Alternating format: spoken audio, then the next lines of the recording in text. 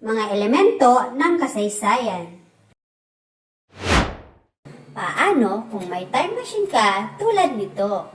Saan ka pupunta? Sa nakaraan o sa kasalukuyan? Isipin mo, may isang mahalagang pangyayari na gusto mong tuklasin. Pero teka, para maintindihan mo ito, kailangan mong sagutin ang ilang tanong. Ang mga katanungang ito ay: sino ang mga taong involved? Saan ito nangyari? Kailan ito naganap? At ano mismo ang nangyari? Kung hindi mo alam ang mga ito, parang kulang ang kwento, hindi ba? Kaya naman, diyan papasok ang sikreto ng bawat makasaysayang kwento, ang mga elemento ng kasaysayan. Ang mga elementong ito ang nagsisilbing gabay natin para buuin, unawain at balikan ang mga pangyayari sa nakaraan. Handa ka na bang maging isang history detective? Tara, tuklasin natin ang mga elemento ng kasaysayan.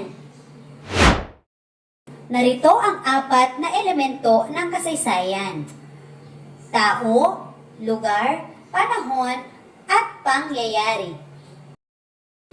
Mga tao. Sila ang mga taong kasali o may kinalaman sa pangyayari. Mahalaga ang mga tao dahil sila ang gumagawa ng kilos o desisyon na nagiging dahilan ng isang pangyayari. Kung walang mga tao, walang mangyayaring kasaysayan. Mga halimbawa ng mga taong kabilang sa kasaysayan ay mga pinuno, bayani, at karaniwang mamamayan. Kasunod ay lugar. Ito ang pook kung saan naganap ang pangyayari. Mahalaga ang lugar dahil dito nagaganap ang mga pangyayari. Nakakatulong ito para malaman kung saan nangyari ang isang mahalagang kaganapan at kung paano naapektuhan ang lugar na iyon. Mga halimbawa ng makasaysayang lugar ay ang barangay, bayan, lungsod o lalawigan.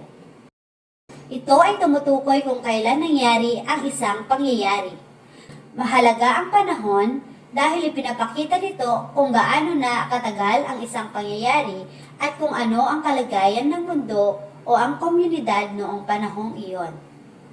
Ang mga halimbawa ay noon, ngayon o isang tiyak na taon. Pangyayari. Ito ang mismong kwento o naganap na kaganapan. Ito ang pinakamahalagang bahagi ng kasaysayan dahil ito ang naglalarawan kung ano ang nangyari. Dito natin nalalaman ang dahilan, proseso at resulta ng isang pangyayari. Mga halimbawa ng makasaysayang pangyayari ay ang digmaan, pagkatatag ng bayan o pagbabago ng komunidad. Lagi nating isaisip na ang mga elemento ng kasaysayan ay karaniwang tumutukoy sa mga pangunahing bahagi na ginagamit ng mga historiador upang suriin at bigyang kahulugan ang mga nakaraang pangyayari.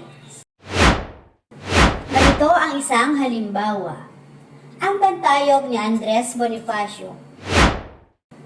Ang bantayog ni Andres Bonifacio na mas kilala ng marami bilang monumento ay isa sa mga pinakatanyag at pinakamahalagang istrukturang pangkasaysayan sa Pilipinas. Ito ay tinayo bilang pagpupugay sa Supremo ng Katipunan na si Andres Bonifacio at sa Rebolusyong Pilipino ng 1896. Makikita ang tanyag na monumentong ito sa Grace Park, Caloocan City, sa intersection na kilala ngayon bilang Monumento Circle. May malalim na kaugnayan ang lugar na ito kay Bonifacio at sa himagsikan. Ang Caloocan ang naging lihim na tagpuan ng mga Katipunero. Dito naganap ang makasaysayang Sigaw ng Pugadlawin o Sigaw ng Balintawa, kung saan pinunit ni Bonifacio at ang kanyang mga tauhan ang kanilang mga sedula bilang matapang hudyat ng paglaya at simula ng himagsikan laban sa Espanya. Ipinanganak si Andres Bonifacio noong Nobyembre 30, 1863. Batay sa mga opisyal na panandang pangkasaysayan na inialay para sa kanya, Karaniwang itinatampok ang mga sumusunod na mahalagang yugto ng kanyang buhay. Sa taong 1863, ito ang kanyang kapanganakan sa Tondo, Maynila. Hunyo 7, 1892, ang pagtatatag niya ng KKK sa Azcaraga, na ngayon ay kilala bilang Claro M. Recto Avenue, matapos ipatapon si Dr. Jose Rizal sa Dapitan. Agosto 1896, ito ang panahon ng kanyang pamumuno sa makasaysayang pag-aalsa at pagkapunit ng mga sedula na formal na nagpasimula ng revolusyon. Mayo 10, 1897, ito ang panahon ng kanyang trahedyang kamatayan sa Bundok Buntis, Maragondon, Cavite. Kinilala si Bonifacio sa buong Pilipinas dahil siya ang tinaguriang ama ng Rebolusyong Pilipino. Hindi lamang siya nakiusap para sa mga reforma mula sa Espanya. Siya ang direktang kumilos upang makamit ng bansa ang ganap na kalayaan.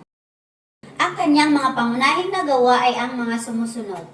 Una ay ang pagtatag ng katipunan. Binuo at pinamunuan niya ang unang pambansang lihim na kilusan na nagbuklod sa mga Pilipino mula sa iba't ibang probinsya upang mag-aklas laban sa mga dayuhan. Pangalawa ay ang pagpapasiklab ng revolusyon. Siya ang nagbigay ng lakas ng loob sa mga ordinaryong mamamayan na lumaban matapos ang higit 300 taong pang-aalipin at pang-aabuso ng mga mananakop na Kastila. At ang panghuli ay ang pagpapalaganap ng nasyonalismo. Ginamit niya ang kanyang husay sa pagsusulat sa wikang Tagalog upang pukawin ang damdamin ng mga Pilipino tulad ng kanyang isinulat na tulang Pag-ibig sa Tinubuang Lupa at ang sanaysay na ang dapat mabatid ng mga Tagalog. Lagi po nating tandaan, si Andres Bonifacio ang ama ng Rebolusyong Pilipino na nagbuklod at nagbigay tapang sa mga ordinaryong mamayan upang makamit ang ating ganap na kalayaan. Ipinapaalala ng kanyang buhay at bantayog na ang tunay na pagmamahal sa bayan ay nangangailangan ng pagkakaisa, tapang at direktang pagkilos. Ngayon, subukan naman nating sagutin ang mga sumusunod na gawain.